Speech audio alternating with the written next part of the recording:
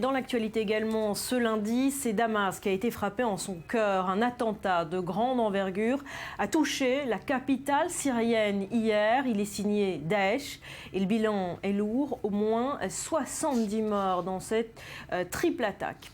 Et le calendrier de cette attaque n'a pas été choisi au hasard. Daesh a frappé au moment où s'ouvraient à Genève des négociations de paix pour tenter de sortir la Syrie de cette guerre qui dure depuis 5 ans. Gabriel Nolin. Après avoir menacé de se retirer samedi, le Haut Comité syrien des négociations a fini par accepter de s'entretenir pour la première fois dimanche avec l'émissaire de l'ONU Staffan de Mistura.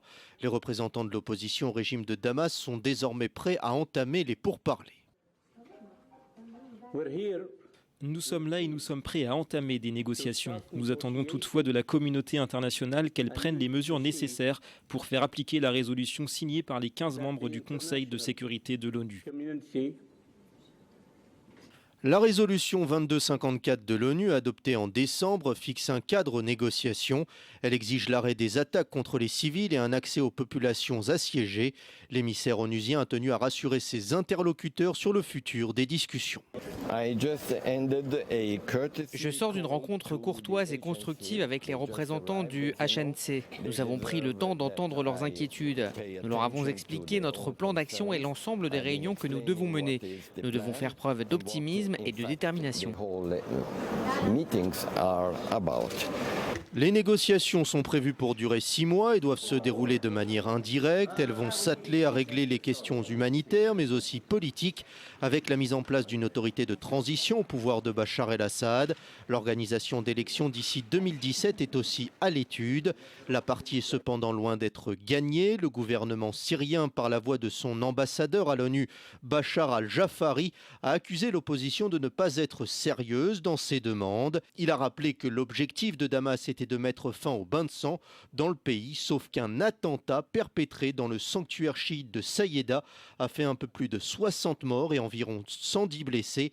L'attaque a été revendiquée par l'État islamique. Voilà, et en attendant, on l'a dit, régime et opposition sont donc réunis depuis hier à Genève. Cyril, en soi, c'est déjà une victoire. Oui, c'est une victoire, même si ces négociations démarrent un peu au forceps. On sait que l'opposition est arrivée en traînant des pieds, 2 jours en retard, sous la pression de ses soutiens internationaux. À peine arrivée qu'elle menaçait déjà de faire demi-tour, faute de progrès humanitaires sur le terrain. Il aura donc fallu que Staffan de Mistura, l'envoyé spécial de l'ONU, fasse usage de tous ses talents diplomatiques pour faire rester l'opposition donc à Genève. Est-ce que ces négociations ont des chances d'aboutir? C'est pas le premier coup d'essai. Non. Genève 1, juin 2012, Genève 2, janvier 2014. À chaque fois, Barbara, les pourparlers se sont heurtés au même obstacle, celui du sort de Bachar el-Assad. Alors Genève 3 sera-t-il plus heureux? On a quand même de fortes raisons d'en douter, car jamais, depuis le début du conflit, Assad avait eu autant le vent en poupe qu'il a actuellement. Soutien militaire des Russes d'abord, qui lui permettent de retrouver des localités perdues, de repousser les rebelles.